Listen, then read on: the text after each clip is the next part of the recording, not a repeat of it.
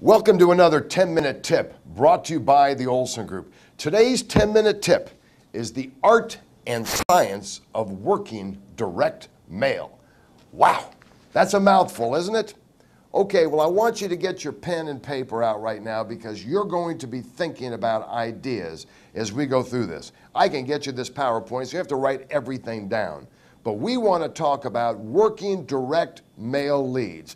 This can be really any kind of a lead, internet leads, seminar leads, newspaper leads, or whatever. But the reason I'm focusing on direct mail leads today is because of the great success we've had with 1 to 8% returns on some of our direct mail programs with some of our strategic partners. And of course, through our Credibility Direct Mail program that we have here, where we do all the back office, we want all of you in that program to really understand, what do I do when I get that lead?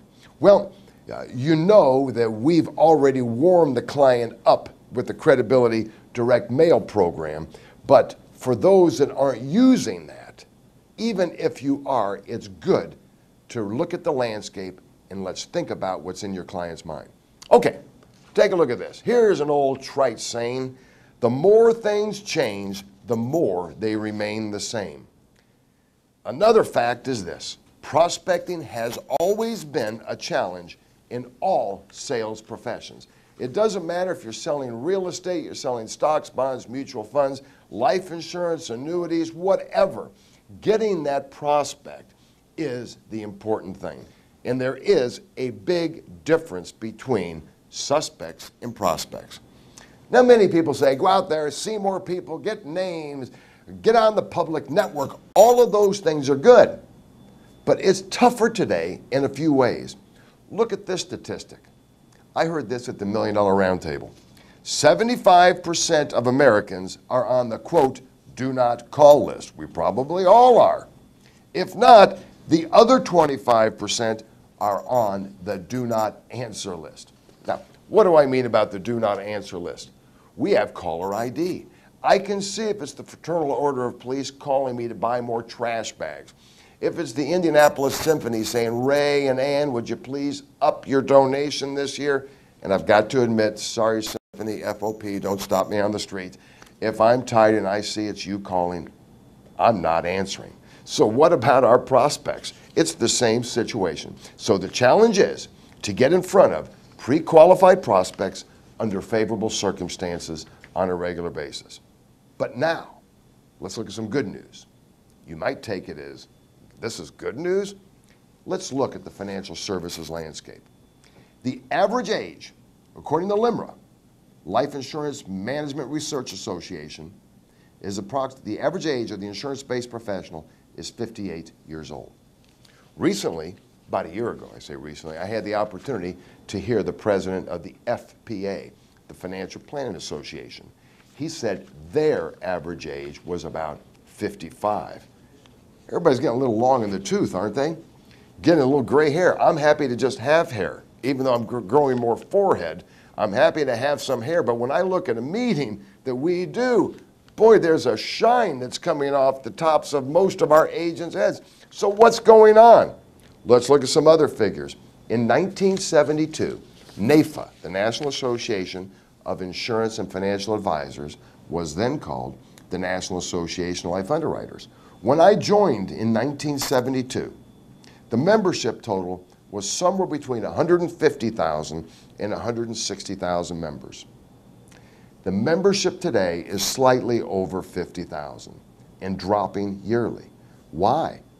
Does that association not provide a good service? Is it not a good value? Of course it is. It's one of the best values in the business. But we're not having any more babies, and we're losing 7 to 8% net in our business per year. And the same holds true for the FPA. I was reading that their membership is down 10%. Many organizations and associations are having trouble just surviving. So reduced competition equals greater opportunities. So here are the questions. 1, how to get quality leads. 2, what to do with them when they reply. And 3, how to convert them into sales. Well, if you'll excuse me, I'm going to use an acronym that we've used with the Olson Group going all the way back since before I was president of Standard Life Indiana, back in the old Olson and Associate days. It's called SCIP, S-C-I-P, Service, Credibility, Integrity, and Profitability. Well, what does that have to do with how to work direct mail leads? Let me explain. When you go in to meet your prospect for the first time, hopefully they've been warmed up with some credibility marketing tools. I suggest you precede your phone call and your visit with a packet telling your prospect a little bit about you, your services, your promises, what makes you tick. Now remember, people are also a little skeptical today. Can they believe you? That's the second part of SCIP, credibility. Credibility is believability. How can your prospect start to feel before your phone call that maybe you are one that has credibility, that has believability? Well, you have to give them information.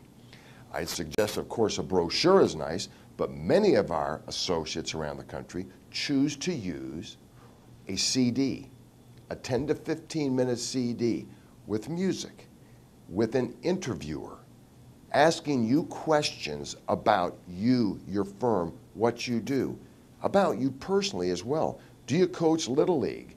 Are you head of a PTO? What other services are you in? Are you in breast cancer organizations, raising money for that? They want to know all about you, how long you've been in the community. And that starts to become credible. The next thing, integrity. And as we've said in the past, please don't confuse integrity with credibility. Integrity is doing what you do when no one's looking, right? They want to make sure that you are honest. So let's talk about things like the National Ethics Bureau. Let them check you out. Let them go to ethicscheck.com. And I also suggest in the credibility, in the integrity area, if you would truly like to bowl them over and really separate yourself from the crowd, you really need your own DVD that we do at a ridiculously low cost. Where we bring you into Indianapolis, as I'm sitting here today, we do a film. It's a 10-minute quick Q&A.